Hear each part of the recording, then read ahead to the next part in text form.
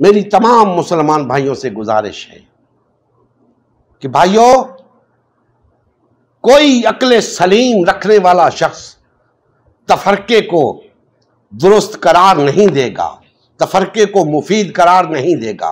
तुम किस गलत फहमी का शिकार हो? और ये जो तुम्हें अजीब अजीब फलसफे बताए जाते हैं कि जी हम तो तफरके में नहीं, तफरका तो वो कर रहे हैं, फलां कर रहे हैं, फलां कर रहे हैं। याद रखो, तुम्हारे उलमा तुम्हें कभी नहीं बताएंगे तफरका क्या होता है। आओ मैं तुम्हें बताता हूं तफरका क्या होता है। मुसलमानों का मुतअद्दिद मजहबी और सियासी जमातों में तकसीम हो जाना तफरका है। मुसलमानों का मुतअद्दिद मजहबी और सियासी जमातों में तकसीम हो जाना तफरका है। क्या आज सैकड़ों जमातों में तुम तकसीम नहीं हो? यही तो तफरका है। इसी को तो तर्क करना है, इसी को तो कुरान कुफ्र कह रहा है। इससे और वाज़े और सादा अल्फाज क्या हो सकते हैं? इस तफरके को तर्क करना है और एक जमात बन जाना है। और याद रखें, वहदत जमातों के इकट्ठ को नहीं कहते, अफराद के इकट्ठ को वहदत कहते। ये जो जमातों को इकट्ठा करके वहदत क्रिएट करने की कोशिश की जाती है, लोगों को झांसा दिया जाता है हम इकट्ठे हो रहे हैं, ये गलत है। उन जमातों को छोड़ो, तब वहदत कायम होगी। जमातों के साथ चिमटे रहो और फिर कहो कि हम वहदत कायम करेंगे, ई ख्याल अस्तो महाल अस्तो जुनू,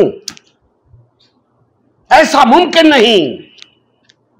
अगर वाकईतन वहदत चाहते हो तो फिर उस नुकसान की फिक्र ना करो जो तुम्हें इन जमातों को छोड़ने से होगा। उस नुकसान की फिक्र करो जो दायमी है, जो कयामत के दिन होने वाला है। उस नुकसान की फिक्र करो। आज अगर ये जमातें छोड़ने से, ये जमातें तोड़ने से तुम्हारा नुकसान होता है तो परवाह न करो, उस नुकसान की फिक्र करो जिसके बाद तुम्हारे पल्ले कुछ नहीं रहेगा।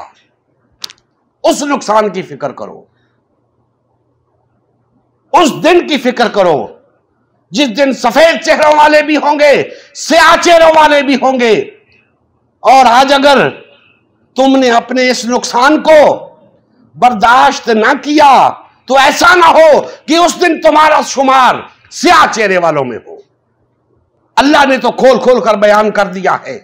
तुम ना समझो, तुम्हारी अपनी किस्मत, तुम्हारा अपना नसीब। वमा अलैना इल्लल बलागुल मुबीन। नबी करीम सल्लल्लाहु अलैहि वसल्लम की ज़िंदगी का मकसद ग़लबा-ए दीन इस्लाम था।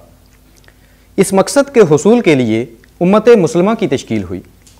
उम्मत मुस्लिमा ने नबी करीम सल्लल्लाहु अलैहि वसल्लम की सयादत व क़यादत में इस्लाम को गालिब व नाफिज़ किया।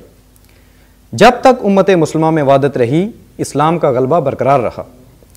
जैसे ही उम्मत मुस्लिमा में तफरका रोनमा होना शुरू हुआ, यानी पार्टीबाजी शुरू हुई, इस्लाम का गलबा जाता रहा।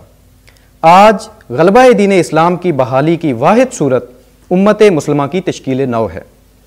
अल्हम्दुलिल्लाह, हमने गलबा-ए दीन इस्लाम की बहाली के लिए अल्लाह के रसूल की जमात उम्मत मुस्लिमा को बाल व फाल करने का बेड़ा उठाया है।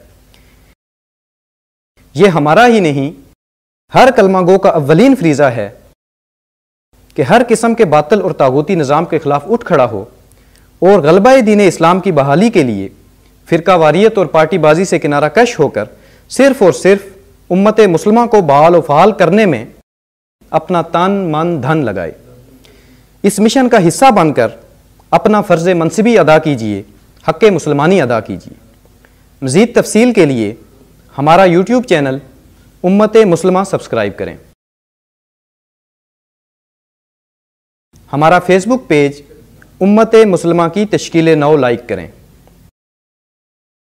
इस पैगाम को ज़्यादा से ज़्यादा शेयर करें। सवाल जवाब या फ़ीडबैक के लिए हमारा व्हाट्सएप ग्रुप या मैसेंजर ग्रुप ज्वाइन करें या इस नंबर पर रब्ता करें। नंबर और तमाम लिंक्स डिस्क्रिप्शन में भी मौजूद हैं। जज़ाकल्लाह खैर।